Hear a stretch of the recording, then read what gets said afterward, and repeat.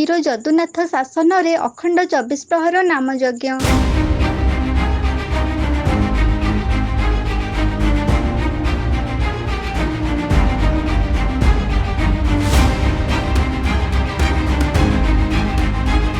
ମୟୂରଭଞ୍ଜ ଜିଲ୍ଲା ଜିଉଳି ଗ୍ରାମର ବୀର ଯଦୁନାଥ ଶାସନରେ ଅନୁଷ୍ଠିତ ହୋଇଯାଇଛି ବିଶ୍ୱ ଶାନ୍ତି ଅଖଣ୍ଡ 24 ପ୍ରହର ନାମଯଜ୍ଞ।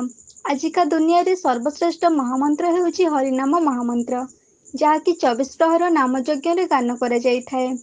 ପାପ ଭାରାକ୍ରାନ୍ତ ଦୁନିଆରେ ପୁଣ୍ୟ ପାଇବାକୁ ହେଲେ ହରିନାମ ମହାମନ୍ତ୍ର ହିଁ ସର୍ବଶ୍ରେଷ୍ଠ ମନ୍ତ୍ର ବୋଲି ଅଗାଢ଼ ବିଶ୍ୱାସ ରହିଛି।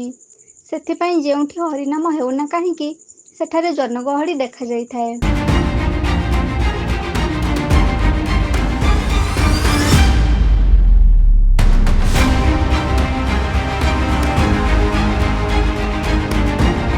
ଗ୍ରୀଷ୍ମର ଅସହ୍ୟ ତାତି ସାଙ୍ଗକୁ ହରିନାମ ମହାମନ୍ତ୍ରର ପବିତ୍ର ଗାନ।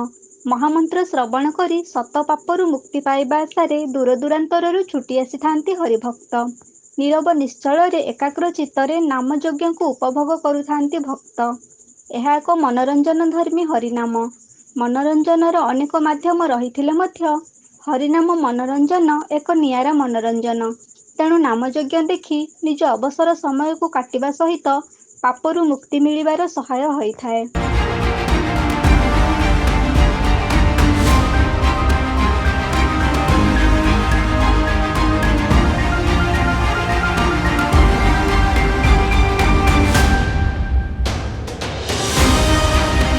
ଜିଉଳି ଗ୍ରାମର ବୀର ଯଦୁନାଥ ଶାସନ ଗ୍ରାମବାସୀଙ୍କ ନିଷ୍ଠାପର ସହଯୋଗରେ ଆୟୋଜନ ହୋଇଥିବା ଏହି ଅଖଣ୍ଡ 24 ପ୍ରହର ନାମଯଜ୍ଞ ଏ ଅଞ୍ଚଳ ପାଇଁ ଏକ ନିଆରା। ବଛା ବଛା ସଂକୀର୍ତ୍ତନ ମଣ୍ଡଳୀଙ୍କ ଦ୍ୱାରା ଆଧୁନିକତାର ନୃତ୍ୟ ସହିତ ଆଧୁନିକ ସ୍ୱରର ନାମ ଭଜନ ଦର୍ଶକମାନଙ୍କୁ ଖୁବ୍ ଆକୃଷ୍ଟ କରିଛି, ଯାହାକି ଏ ଅଞ୍ଚଳରେ ଏକ ଆଧ୍ୟାତ୍ମିକ ପରିବେଶ ସୃଷ୍ଟି କରି ସମସ୍ତଙ୍କ ମନରେ ପବିତ୍ରତା ଭରିଦେଇ ପାରିଛି।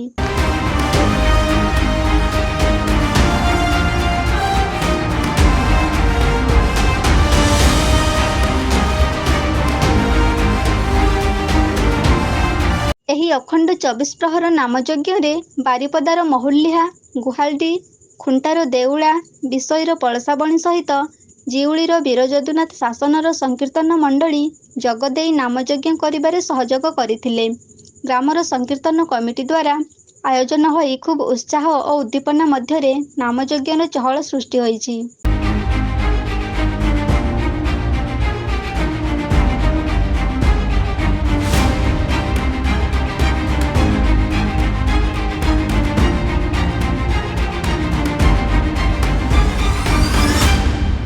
କେନ୍ଦୁଝରରୁ ବାସୁଦେବ ସିଂଙ୍କ ରିପୋର୍ଟ, এবি ନ୍ୟୁଜ୍।